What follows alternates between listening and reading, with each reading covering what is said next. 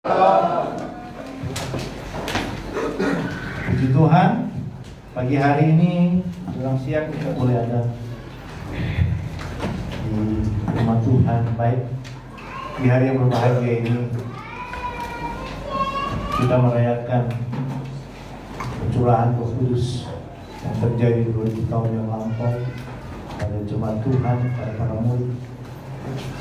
Mohon izin Pak Gembala, nanti saya tidak lama-lama firman, kita akan bersama-sama berdoa menuju menyembah Tuhan setelah firman yang saya sampaikan. Baik, terima kasih untuk kesempatan yang diberikan. Markus 2 ayat 23 sampai 28. Kemudian dilanjutkan dengan Markus pasal 3 ayat 1 hingga ayat 12.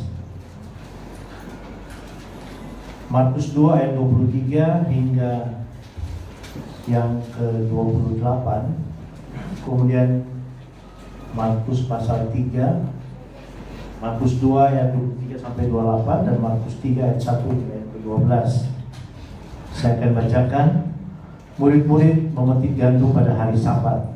Pada suatu kali pada hari Sabat, Yesus berjalan di ladang gandum, dan sementara berjalan murid-muridnya memetik bulir gandum.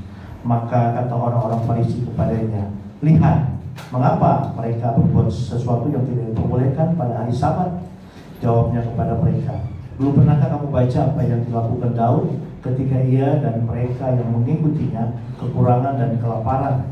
Bagaimana ia masuk ke dalam rumah Allah waktu Abiatar menjabat sebagai imam besar, lalu makan roti sajian itu yang tidak boleh dimakan kecuali oleh imam-imam, dan memberinya juga kepada pengikut-pengikutnya." Lalu kata Yesus kepada mereka, "Hari Sabat diadakan untuk manusia dan bukan manusia untuk hari Sabat. Jadi anak manusia adalah juga Tuhan atas hari Sabat." Yesus menyembuhkan orang pada hari Sabat. Kemudian Yesus masuk lagi ke rumah ibadat.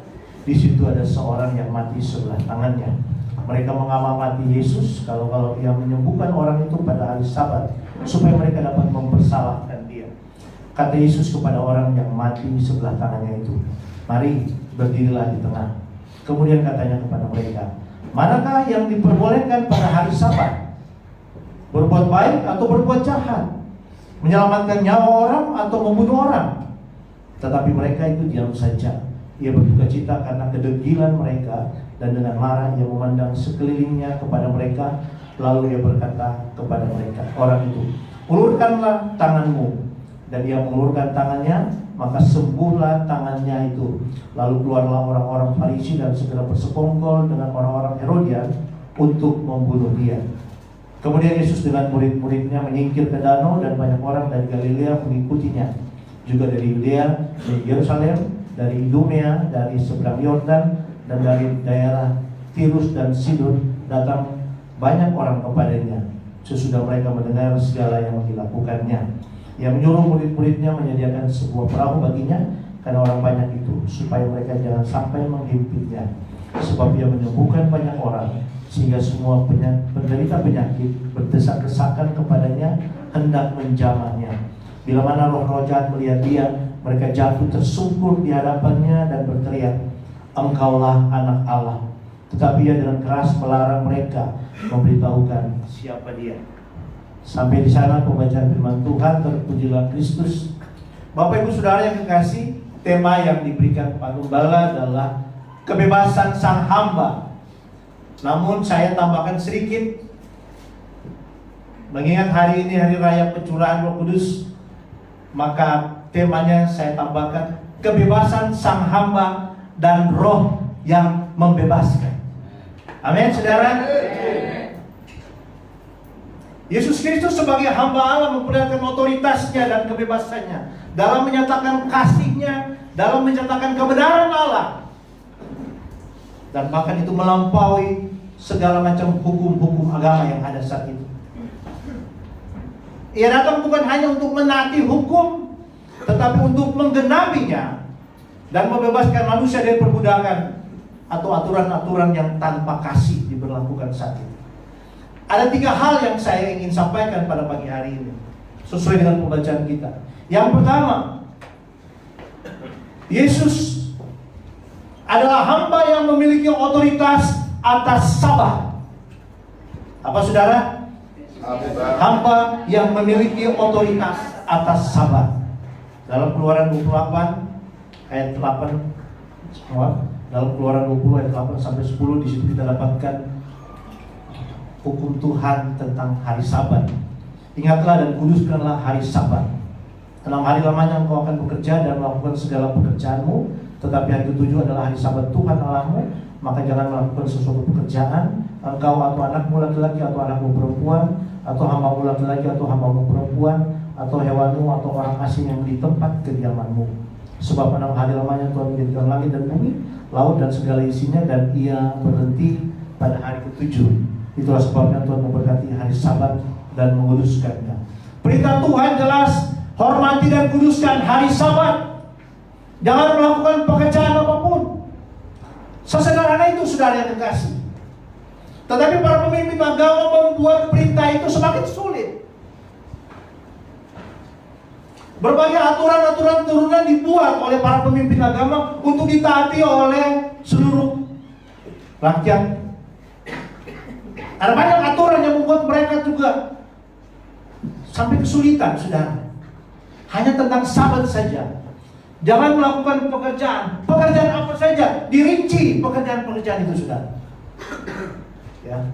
Dan kalau kita terjebak dalam peristiwa itu, dalam kondisi itu, maka kehidupan kita akan sangat membosankan. Kalau hukum Taurat katakan di hari Sabat jangan engkau mengangkat tilammu.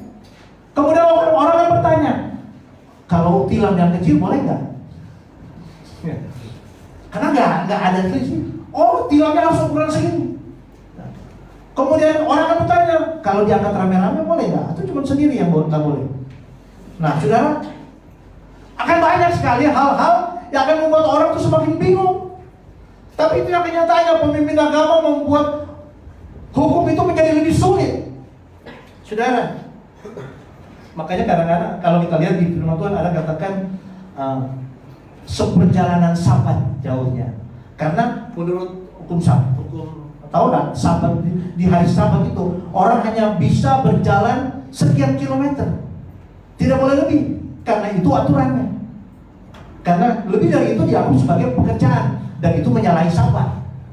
Nah, saudara yang kekasih, Yesus sedang berjalan bersama-sama dengan murid-muridnya melewati ladang gandum pada hari Sabat. Murid-muridnya memetik gandum, karena kalau kita lihat dalam Injil Matius dikatakan mereka lapar, ya. Sehingga murid-muridnya memetik beberapa bulir gandum dan memakannya. Nah, orang Farisi melihat itu dan mereka mengkritik bahwa itu sebuah pelanggaran terhadap hukum. Saudara, sebenarnya kalau hanya memetik bulir gandum itu tidak masalah, karena dalam Alkitab, dalam Ulangan pasal 23 ayat 25 dikatakan boleh kamu memetik gandum, ya, tapi jangan pakai sabit. Kalau pakai sabit itu berarti panen. Panen itu jatuhnya pekerjaan, maka itu dilarang. Kalau metik nggak masalah. Ini saya ingat kalau di kampung tuh orang-orang tua kalau mereka punya kebun, ada kebun buah-buahan. Kadang-kadang kalau kita lagi jalan terus lewati kebun itu, ada melihat buah-buah yang bisa dimakan, saudara. Biasanya tuh pemilik kebun mempersilahkan orang yang lewat, kalau mau ambil boleh ambil satu untuk dimakan. Gitu. Kalau ambil pakai karung kayaknya itu buat dijual, itu nggak boleh ya. Tapi kalau cuma untuk lapar biasanya diperkenankan ambil. Nggak ada tuannya juga nggak apa-apa. Itu sudah menjadi semacam budaya lokal, ya. Kebijaksanaan lokal itu. Nah, saudara kekasih, persoalannya adalah orang-orang Farisi melihat tindakan murid itu sebagai sesuatu pekerjaan dan itu menyalahi hari Sabat, saudara. Nah, walaupun kedengaran terlalu mengada-ada apa yang disampaikan oleh orang Farisi, dan saya juga berpikir ya, kalau saat mereka lewat di situ ada orang Farisi, berarti seperti ini ya, orang Farisi itu dengan Tuhan Yesus itu seperti benci tapi rindu, saudara ya.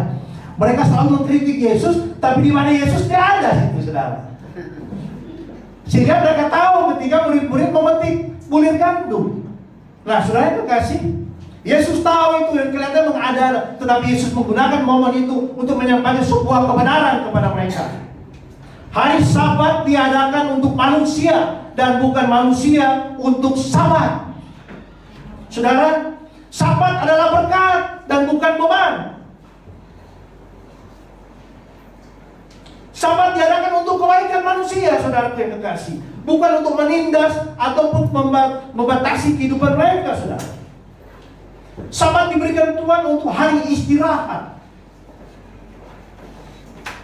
supaya setelah kita mengerjakan pekerjaan-pekerjaan, kita beristirahat dalam kelegaan, kekuatan kita dipulihkan, dan kita menikmati kebaikan Tuhan. Kita beristirahat sambil kita mengenang betapa baik Tuhan yang telah menuntun kita sepanjang 6 hari yang telah kita lakukan pekerjaan kita, saudara. Dan karena itu, dalam ucapan syukur kita, itulah hari persekutuan kita dengan Tuhan. Karena bagaimana cara kita mengucap syukur kepada Tuhan? Yaitu dengan bersekutu dan menyembah Tuhan. Saudara yang kekasih, Sabat itu bukan sesuatu beban tambahan bagi manusia, saudara. Sehingga ketika kita jalan itu kita penuh dengan ketakutan, takut dilanggar, saudara. Nah, saudara yang kekasih, manusia bukan alat untuk memuliakan hukum. Dalam banyak kasus, aturan hukum Sabat telah menjadi sangat kaku, saudara yang kekasih. Sehingga tanpa sadar manusia seakan-akan diperbudak oleh hukum itu. Yesus membalikkan pandangan itu.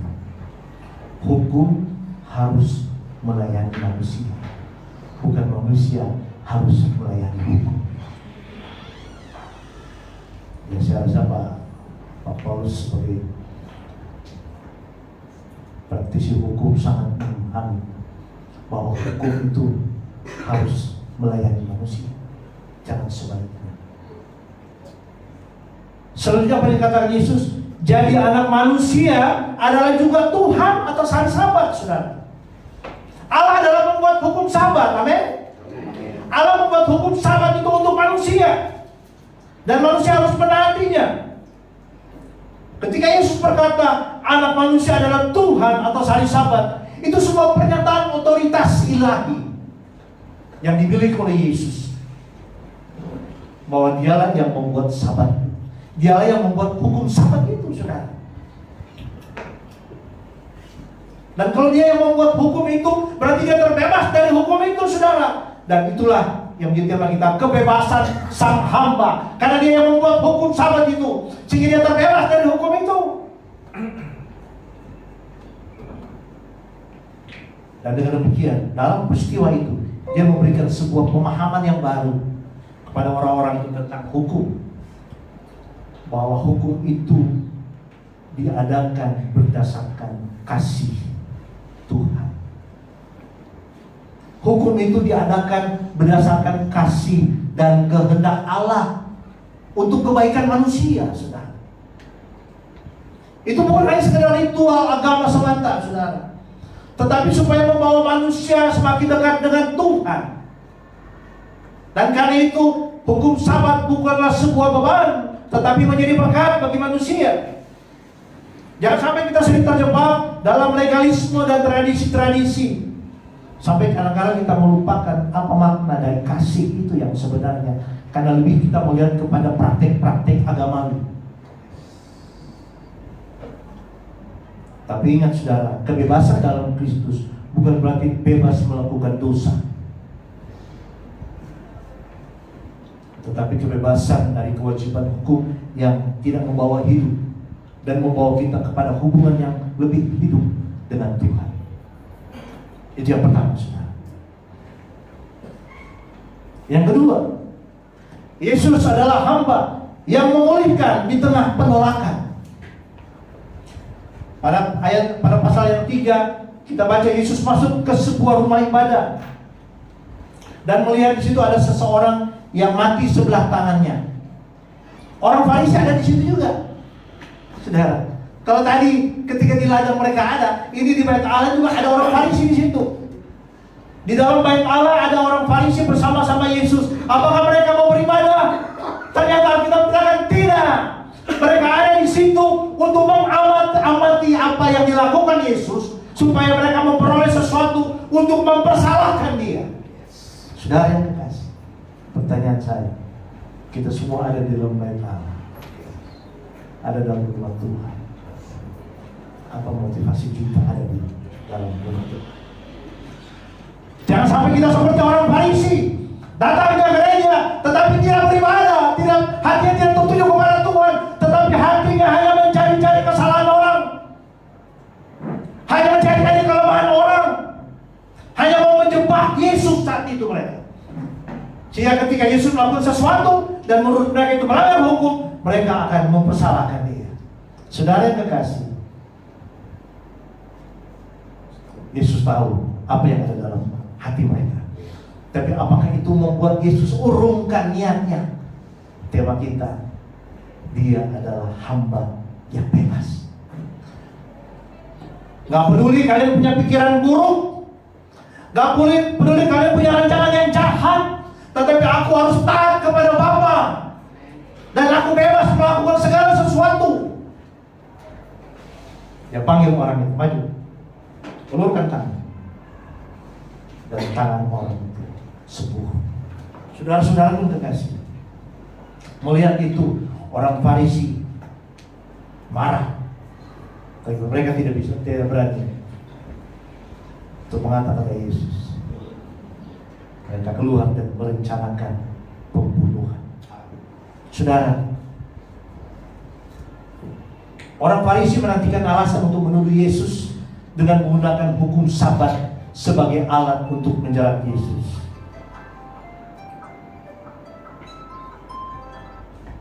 Saya sengaja pakai alarm supaya jangan terlalu lama.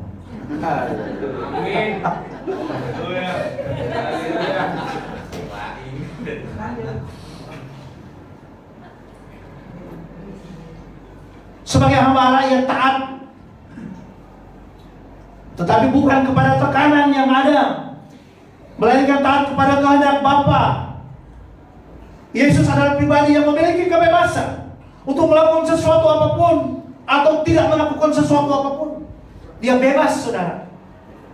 Dia juga tidak akan terintimidasi dengan siapapun dan oleh apapun situasi yang ada, saudara. Dan saat itu, kebebasan yang Yesus miliki, dia menggunakannya itu untuk apa, saudara? Untuk memperlihatkan kasihnya kepada manusia. Kebebasan Yesus saat itu tampak bahwa ia tetap mengasihi dan memulihkan, bahkan walaupun apa yang dilakukan mengundang pergunjingan orang, tetapi dia bebas melakukan itu, saudara. Dia tidak terintimidasi oleh tindakan mereka, tetapi dia lebih bebas untuk menunjukkan belas kasihannya kepada orang. Kita pun dipanggil untuk melakukan kebaikan, bahkan saat segala sesuatu itu tidak populer untuk kita.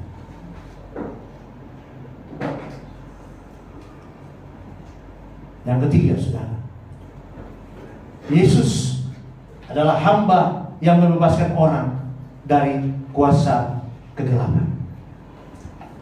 Setelah konflik dengan orang-orang Farisi saat itu, Yesus tidak mundur, tidak gentar, tidak putus asa, atau tidak menjadi malas, enggan melakukan apa yang menjadi kehendaknya. Justru ternyata, saudara yang kekasih, setelah peristiwa itu semakin banyak orang yang datang menjumpai dia.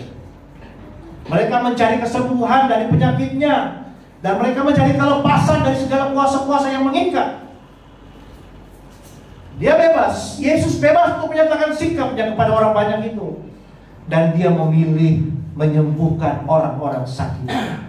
Dia memilih untuk mengusir roh-roh jahat, saudara. Dan ada sebuah hal yang menarik.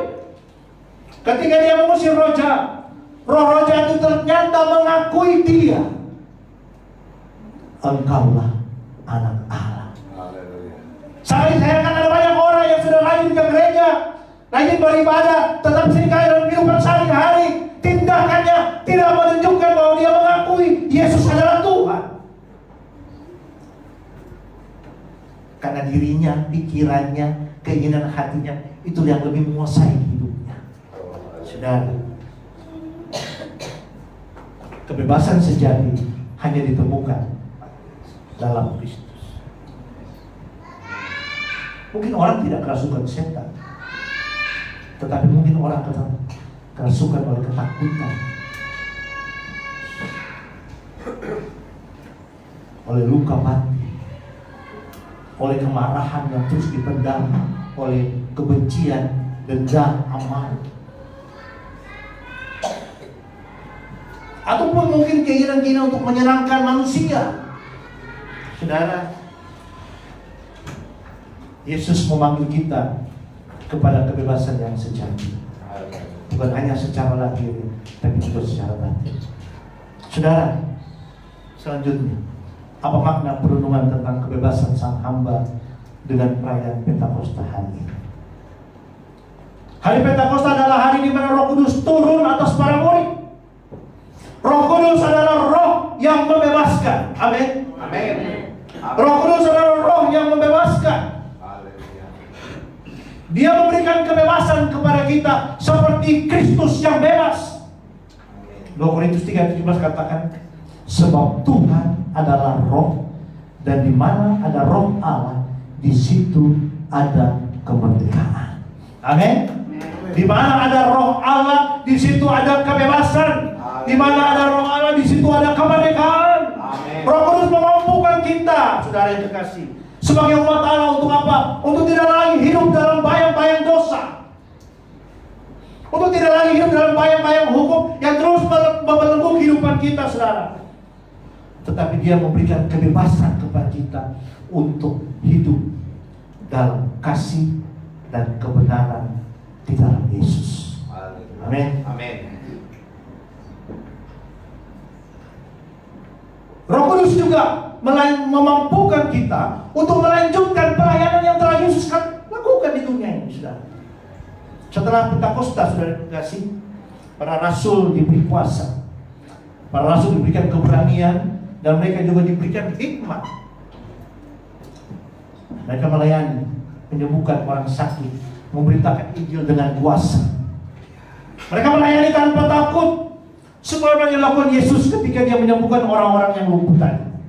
Saudara yang terkasih, para rasul dipenuhi dengan Roh Kudus, Roh yang sama yang bersama-sama Yesus, sehingga mereka mencerminkan kebebasan dan keberanian Kristus dalam hidup. Demikian juga kita saat ini, saudara.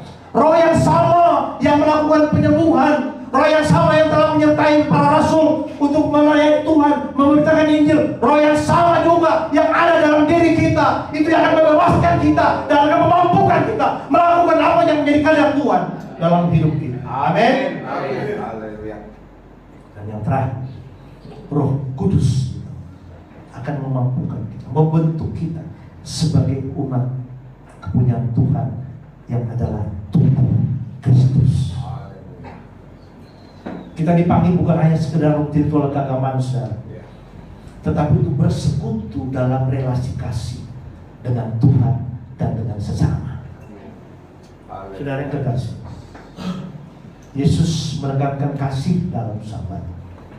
Begitu pula Roh Kudus membebaskan kita dari segala belenggu yang mengikat dan memampukan kita untuk hidup dalam kasih. Jangan terjebak dalam legalisme. Kekristenan bukan soal retorika, bukan soal ritual belaka, tetapi relasi dengan Tuhan. Mari gunakan kebebasan yang Tuhan beri dalam kekuatan Roh Kudus untuk melayani Tuhan. Dan hendaklah kita hidup dalam kuasa Roh Kudus. Amin. Saya undang pemain musik. Bapak Ibu Saudara yang terkasih, saya undang kita nanti untuk bersama-sama memuji dan menyembah Tuhan. Sebelum saya mulai ini, saya akan menyampaikan kesaksian. Beberapa ketika istri saya ditunjuk untuk menjadi WL pada ibadah perayaan kenaikan Tuhan Yesus, dia mempersiapkan lagu-lagu dan ada satu lagu yang mengetuk hati saya.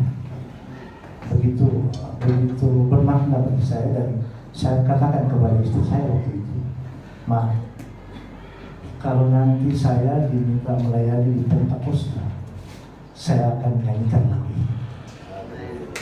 Dan kemudian ketika saya berjalan kantor, di mobil saya putar terus lagu ini. Saya menitiskan air mata. Saya berdoa, "Tuhan, saya rindu sekali di jemaat kami ini terjadi kebangunan Tuhan. Ada pemulihan terjadi. Ada semangat yang baru muncul dalam kehidupan jemaat kita sih. Saya rindu itu Tuhan. Dan kalau saya rindu itu, kalau Tuhan berkenan, izinkan saya melayani di hari raya Pentakosta, dan saya akan nyanyikan lagu ini dan mengajak jemaat untuk menyembah Tuhan bersama-sama." Dan saudara tahu, minggu lalu ketika saya datang pagi-pagi, saya mau melayani salat jam, saya buka waktu jemaat pelayanan firman tanggal 8 PDM Jalan Binomo. Puji Tuhan. Saudara, ada perkenanan Tuhan bagi kita hari ini. There is a God favor here now. Jangan kita sia-siakan. Saya bersyukur, saya menangis dalam Tuhan, terima kasih. Berarti doaku Engkau dengar dan Engkau berkenan untuk jemaat Tuhan di tempat ini. Karena itu Bapak Ibu Saudara yang kekasih, hari ini adalah hari pencurahan Roh Kudus.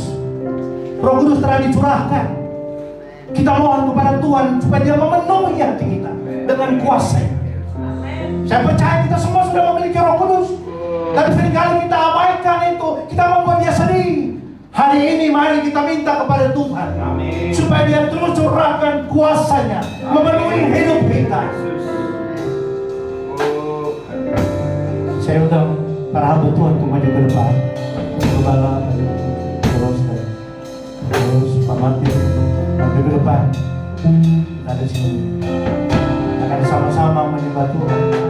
Dan saya berikan kesempatan kepada saudara jemaat sekalian, jangan engkau keraskan hati. Firman Tuhan katakan, ketika engkau dengarkan suara Tuhan, jangan engkau keraskan hatimu. Bukalah hatimu, bebaskan rohmu untuk berbicara kepada Tuhan, menyembah Tuhan. Dan ketika Roh Kudus bergerak menggerakkan hatimu, silakan maju ke depan. Ada hamba-hamba Tuhan yang akan berdoa khusus untuk kita siapkan hati.